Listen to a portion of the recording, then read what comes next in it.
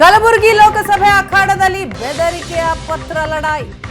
ನನಗೆ ಕೊಲೆ ಬೆದರಿಕೆ ಪತ್ರ ಬಂದಿದೆ ಅಂತ ಹೇಳಿದ್ದ ಪ್ರಿಯಾಂಕ್ ಖರ್ಗೆಗೆ ಹಿಗ್ಗಾಮುಗ್ಗ ಜಾಡಿಸಿದ ಉಮೇಶ್ ಜಾಧವ್.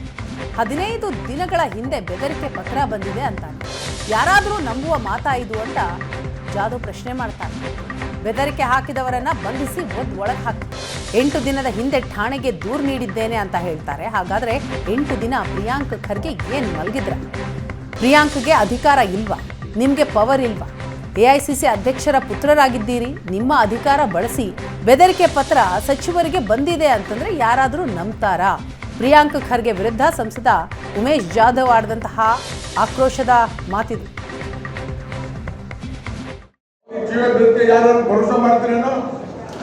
ಒಬ್ಬ ಮಂತ್ರಿ, ಕ್ಯಾಬಿನೆಟ್ ಮಂತ್ರಿ, ಆಲ್ ಇಂಡಿಯಾ ಕಾಂಗ್ರೆಸ್ ಕಮಿಟಿ ಅಧ್ಯಕ್ಷರ ಮಗ ಇವತ್ತು ನನಗೆ ಜೀವ ಬೆದರಿಕೆ ಇದೆ ಅಂತ ಹೇಳಿ 8 ದಿವಸದಿಂದ ಏನೋ ಲೆಟರ್ ಬರ್ದಾರಂತ.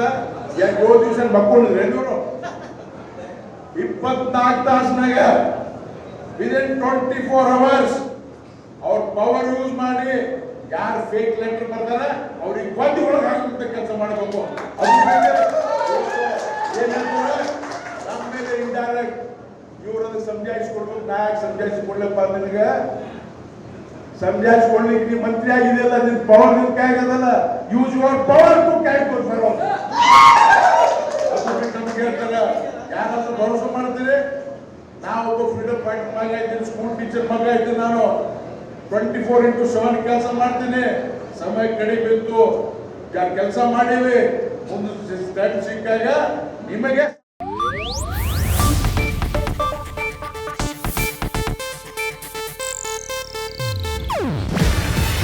ಇದು ಏಷ್ಯಾನೆಟ್ ನ್ಯೂಸ್ ನೆಟ್ವರ್ಕ್ ಪ್ರಸ್ತುತಿ. ನೀವು ನೋಡ್ತಿದ್ದೀರಾ ಏಷ್ಯಾನೆಟ್ ಸುವರ್ಣ ನ್ಯೂಸ್.